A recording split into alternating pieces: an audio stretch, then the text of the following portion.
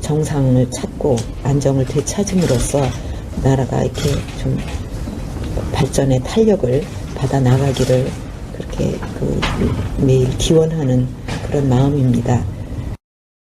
보도라든가 또 소문 뭐 얘기 어디 또 이렇게 방송 나오는 거 이런 거를 보면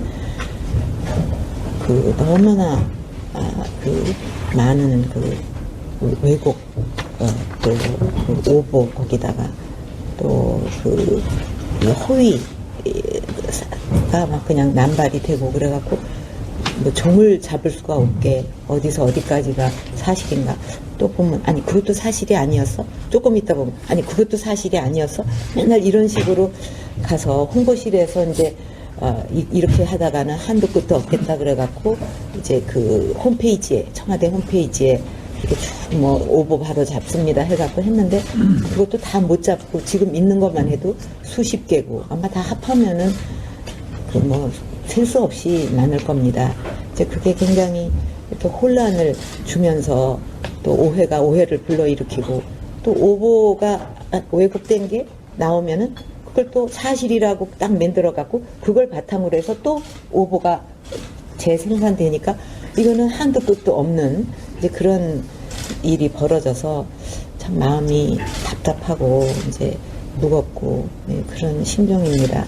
이제 그런 것 중에 이제 하나가 이번에 이제 소추 그것도 됐고 또 특검에도 이제 대상이 된 그런 세월호 문제인데 그것도 그동안에 처음에는 작년인가 재작년인가요? 그때 이제 뭐 그 세월호로 이렇게 참사가 벌어졌는데 대통령이 미래를 했다 이런 정말 말도 안 되는 누가 들어도 정말 얼굴 붉어질 어떻게 보면 나라로서도 대한민국이 그래 그건 있을 수 없는 일이거든요. 근데 그게 사실같이 또 한 몇 달을 기정사실같이 아니 어떻게 미래를 하겠습니까? 그게 입에 담기도 창피한 일이고 그러다 이제 그게 또 그냥 슬그머니 이제 꼬리를 감추더니만은 그 다음에는 이제 그 시간 동안 또 구술했다고 또 한참 그래갖고 또 그게 기정사실로 그래서 참 너무너무 어이가 없었고 그 다음에는 이제 뭐 또 무슨 무슨 수술을 했다고 또 그래갖고 한참 또 이렇게 지금 되고 그래서 이거는 하다가 또 아니면 말고 하다가 아니면 말고 이게 끝도 없어요. 그래서 이제 청와대 게시판인가 거기 뭐죠? 사이트 홈페이지에다가 이것이 팩트다 해갖고 사실은 뭐 대통령이 이때 뭐 여기를 갔고 이때 여기 가가지고 뭐 누구 만났고 그런 거를 이렇게 다 발표할 필요도 없는 거예요. 왜냐하면 제가 정확하게 말씀드릴 수 있는 것은 그날 저는 정상적으로 이 참사 이 사건이 이렇게 터졌다 하는 것을 보고 받으면서 계속 그거를 체크를 하고 있었어요. 보고를 받아가면서.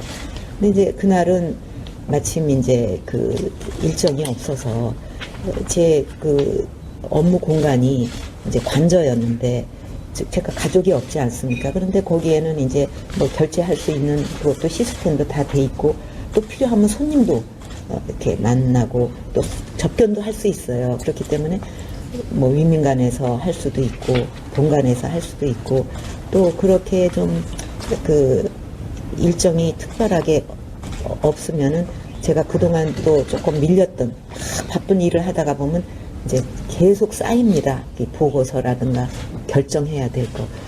그러니까 제가 이제 그런 거를 그런 날은 계속 챙겨요. 그래서 저녁 때 되면 오히려 더 피곤해져요. 왜냐하면 저는 이제 한번 몰두를 하면 시간 가는 줄 모르고 계속 챙기다 보면 어느새 뭐 몇 시간 지나고 그래서 저녁 때 돼가 되면 이제 더 허리도 아프고 막 어깨도 아프고 그럴 정도로 챙기고 또 토요일 일요일도 어떤 때는 밀렸던 거를 하지 않으면 이제 이렇게 자꾸 밀리면은 뭐 한도 없기 때문에 되게 휴일도 그렇게 보내는 때가 많은데 이제 그날은 마침 일정이 이제 비었기 때문에 그거를 하고 있었는데 이제 그런 보고가 와가지고 그거를 이제 제가 무슨 재난 전문가는 아니지만 이 대통령의 입장에서 한 사람이라도 빨리빨리 필요하면 뭐 특공대도 보내고 모든 걸 다 동원해가지고 한 사람도 빠짐없이 구조하라 이렇게 해가면서 또 보고 받으면서 이렇게 하루 종일 보냈어요.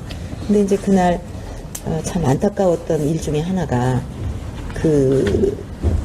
이 전원이 구조됐다 하는 그 오보가 있었어요. 그래갖고 막 걱정하면서 해경한테 챙기고 뭐 이렇게 하다가 이제 그러면서도 저는 이제 계속 여러 수석실로부터 보고도 받고 또 뭐 일 볼 거는 보고 했는데 전원이 구조됐다 그래갖고 너무 기뻐서 아주 그냥 그 마음이 아주 안심이 되고 이렇게 잘 될 수가 있나 너무 걱정을 했는데 그러고 있었는데 이제 또 좀 시간이 흐르니까 그게 오보였다 하고 너무 놀랬어요. 그래서 이거 내가 중대본에라도 빨리 가서 현장에서 이거 어떻게 하는지 그걸 해야 되겠다 해가지고 이제 가려고 그러니까 또 경호실에서는 이렇게 막 제가 어디 간다 그러면 그냥 확 가는 게 아니고 적어도 경호하는 데는 요만한 필수 시간이 필요합니다. 그래서 제가 마음대로 움직이지를 못합니다. 그래서 그런 시간이 필요하다. 그리고 또 중대본에도 뭐 조금 무슨 사고가 있었는지 하여튼 그쪽도 무슨 상황이 생겨가지고 이제 그렇게 해서 그냥 확 떠나지를 못했어요. 이번에는 이제 헌재에서도 거기에 대해서 이제 상세한 내용을 제출해 달라. 그래서 우리 대리인단에서 그거 이제 다 정리를 자세히 하고 또 뭐 추가할 거 있으면 하고 이렇게 지금 만들고 있어요. 그래서 그거를 이제 제출을 하면 또 헌재에서 이렇게 재판을 하게 될 텐데 그래서 이번만큼은 이제 그런 허위가 완전히 좀 걷어졌으면 그렇게 생각을 하고 있습니다. 그리고 엘리어트하고 삼성 합병하는 문제는 그 당시에 국민들, 증권사 할 것 없이 많은 국민들의 관심사였잖아요.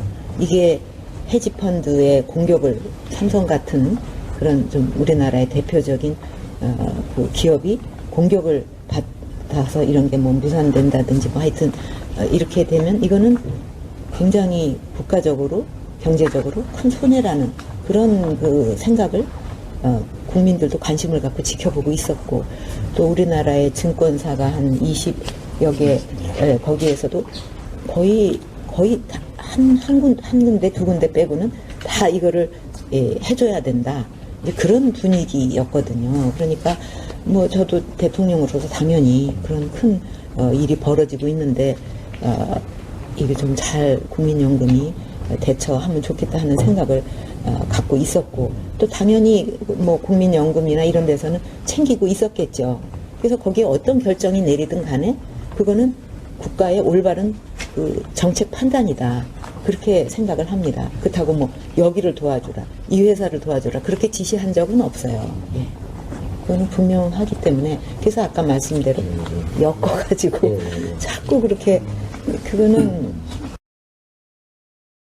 공소장 같은 거에 보면 이제 거의 최순실 씨와의 이제 공모관계, 특히 최순실 씨의 말을 다 대통령께서 듣고 지시를 한 것처럼 그렇게 나와 있거든요. 그렇지 않아요. 네, 그러니까 일단 그 두 분의 관계가 도대체 어떤 관계인지 네, 그리고 공소장에 나오는 내용들에 대해서 춘추관에서도 밝혔듯이 몇십 년 된 그런 지인이다. 예. 그렇다고 해서 지인은 지인이지.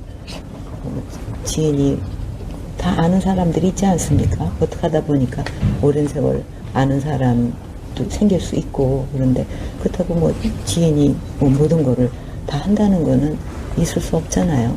대통령은 대통령으로서의 책무도 있고 또 판단도 있고 또 다 그런 거지. 그거를 어떻게 지인이라는 사람이 여기저기 막 다 하고 그러니까 뭐든지 다 엮어가지고 이렇게 된다는 거는 있을 수 없죠.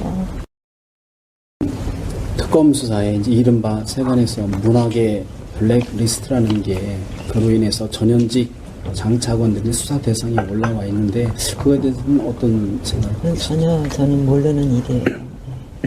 뭐 보도를 보니까 뭐 이게 굉장히 숫자가 많고 뭐 그런데 저는 전혀 그건 알지 못하는 일입니다. 대통령부터 또 우리 모든 사람이 자기의 어떤 사적 영역이 있지 않겠습니까? 또 자기가 어디가 아플 수도 있고 뭐 또 그러다가 이제 여기저기 뭐 이렇게 좋은 그 약이 있다 그러면 또 할 수도 있고 그런 거를 일일이 다 대통령이 내가 여기가 아파서 요렇게 해갖고 요런 약을 먹었고 뭐 그런 거를 다 까발려서 한다는 거는 좀 너무나 민망하기 그지없는 다 누구나 사적 영역이 있고 또 그걸로 인해 가지고 무슨